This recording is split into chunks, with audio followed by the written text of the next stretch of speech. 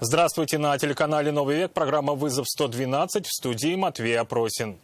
И сегодня мы покажем крупный пожар на промзоне в Нижнекамске. Что-то в экономической зоне спалили. Огонь разгорелся на площади в 1000 квадратных метров. Расскажем, какой приговор вынес суд мужчине за убийство своего квартиранта. Вину признаете? Вместо того, чтобы выселить постояльца, обвиняемый нанес ему 11 ударов ножом. А также ликвидация подпольного казино в Челнах. И как пенсионерка отдала мошенникам все деньги, которые копила на похороны. По домашним позвонили, как моего сына голос ревет, плачет. Это и не только, прямо сейчас. Крупный пожар вспыхнул сегодня днем в Нижнекамске. Загорелся строящийся на промзоне производственный цех. Горела крыша, устройством которой занимались рабочие. По предварительной версии, возгорание произошло из-за нарушения техники безопасности с огнеупорными инструментами. Татьяна Тимошенко продолжит. Густое облако черного дыма над промзоной Нижнекамска сегодня было видно со всего города. Видео, сопровождаемое версиями и домыслами, моментально распространилось в социальных сетях. Что-то в экономической зоне спалили. Пожар действительно произошел на территории промышленной площадки. На место выехали 3 пожарных расчета, скорая помощь и экологи. Горела крыша строящегося производственного объекта. Через час после вызова удалось справиться с открытым огнем. Черный дым был именно из-за горения кровли, в составе которой есть неопрен. Здание было пустующее. Угрозы распространения на соседние объекты не было. Пожару был присвоен 2-й ранг сложности. Площадь пожара составила 1000 квадратных метров. Пострадавших нет. 1047. Ликвидация открытого горения. Люди во время пожара не пострадали. Рабочие, которые производили укладку кровельного материала, увидев пламя, эвакуировались самостоятельно. Произошло возгорание кровельных материалов в результате неправильного нарушения обращения с огнеупорными средствами. Опять-таки, повторяю, и хочу сказать, что потерпевших на месте происшествия нет. На месте работали экологи, они взяли пробы воздуха на анализ, результаты будут известны позже. Сейчас причины возгорания устанавливают дознаватели. Татьяна Тимошенко, Анастасия Шакирова и Евгений Лызаев. Вызов-112. Ну а на улице Бакиюр-Манче, также в Нижнекамске, сегодня вспыхнула трамвайная остановка. По предварительной версии, причиной стало замыкание проводки кондиционера. Бойцы пожарной охраны быстро среагировали и потушили огонь. Очевидцы до приезда пожарных пытались перекрыть подачу кислорода, закрыв дверь. В этом году по той же причине в Нижнекамске уже сгорели 2 остановочных павильона. Нижнекамский городской суд огласил приговор мужчине, который обвинялся в убийстве своего квартиранта. В преступлении сознался сам, что стало шоком для всех, кто его знал. Мужчину характеризовали как тихого, спокойного и работящего. Правда, мог порой выпить. В нетрезвом состоянии, как доказали суду, следователь и нанес в мае этого года своему собутыльнику 11 ударов ножом, все в жизненно важные места. Поводом послужили накопившиеся обиды. Подсудимый уверял, что мужчина, который снимал у него комнату, регулярно над ним издевался и даже бил. Вину признаете?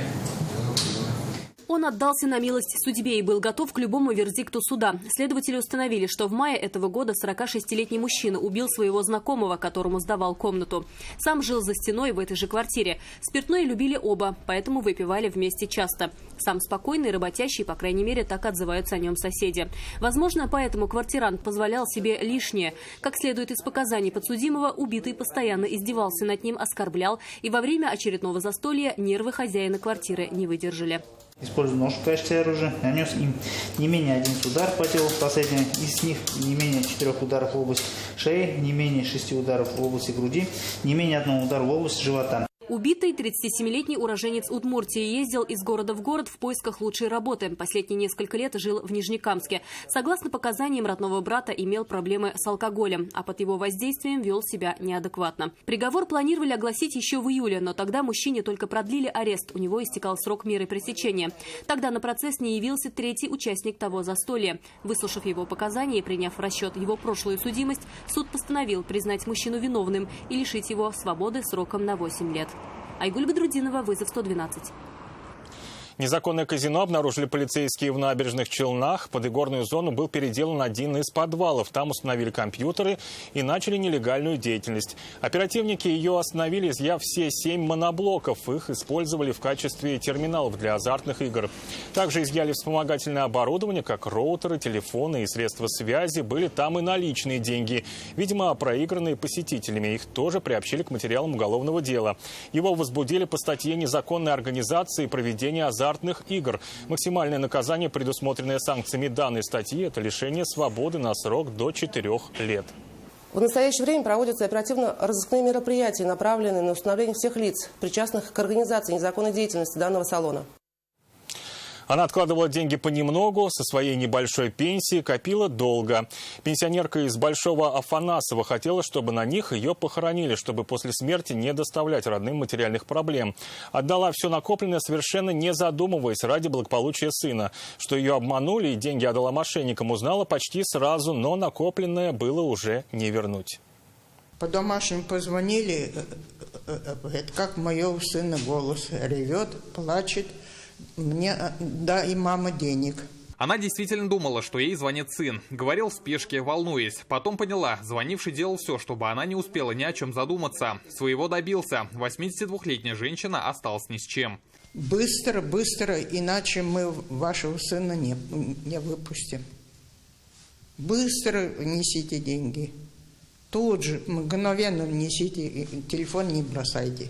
Она сделала все, как ей говорили, трубку не бросила. Позвонить сыну было не из чего. Идти к соседям не было времени. За спасение сына голос в трубке требовал 200 тысяч рублей. Таких денег у пенсионерки не было. На похороны она накопила только 60. Их завернула в газетку и по указанию звонившего положила в мусорный бак в нескольких метрах от дома.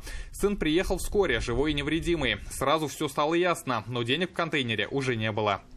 А вы не видели, кто забрал? Ну, соседка вот видела, она с собакой гуляла. Мужчина там у коттеджа стоял в кустах. Телефон у него вот так вот. Значит, спрашивают, что, вы с собакой гуляете? Нет. Утвернулся от меня.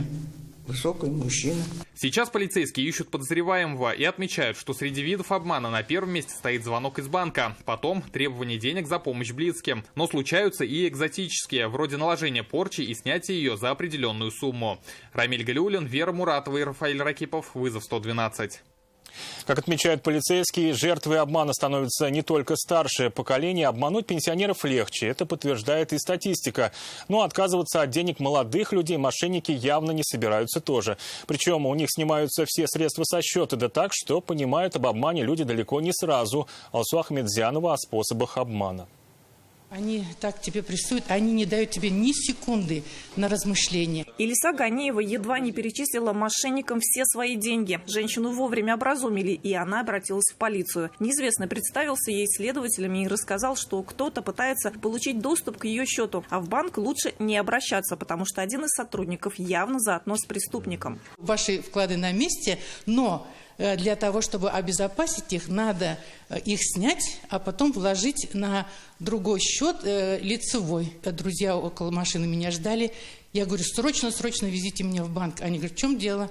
Я говорю, вот такую ситуацию обрисовала. Они говорят, это развод. Следователи, сотрудники банка, налоговой службы, мошенники могут представляться кем угодно, говорят полицейские. Схемы похожие, цель одна – вытянуть со счетов жертвы все деньги. Общий портрет потерпевшего не имеет каких-то определенных характеристик. Это может быть любой человек, вне зависимости от возраста и социального положения. Молодые люди таким звонкам уже не верят, но мошенники придумали, как добраться и до их счетов. Жертвы знакомятся в интернете. Первые свидания предлагают провести культурно в кино или в театре. Билеты для уверенности в том, что встреча действительно состоится, просят купить заранее. Можно прямо во время разговора. И скидывают ссылку. Но после приобретения оказывается, что с карты списывается не стоимость билета, а все, что было на счету. Только в Челнах таких случаев зарегистрировано 8. Как показывает практика, раскрытие и расследование таких преступлений довольно-таки достаточно сложное. Принимая во внимание, что мошенники, которые получают денежные средства, находятся в другом регионе. Сим-карты, банковские карты также зарегистрированы на других лиц. Чтобы не попасться на уловки мошенников, сотрудники полиции напоминают, лучше перестраховаться и перезвонить в свой банк. Кроме того, часто злоумышленники пользуются подменой номеров, и на экране телефона может определиться настоящий номер банка. Поэтому перезванивать нужно самостоятельно, набирая номер, написанный на обратной стороне банковской карты. Алсох Медянова, вызов 112. Это все, о чем сегодня мы успели вам рассказать. В студии был Матвей Опросин. До встречи и не бросайте вызов судьбе. Вдруг она его примет.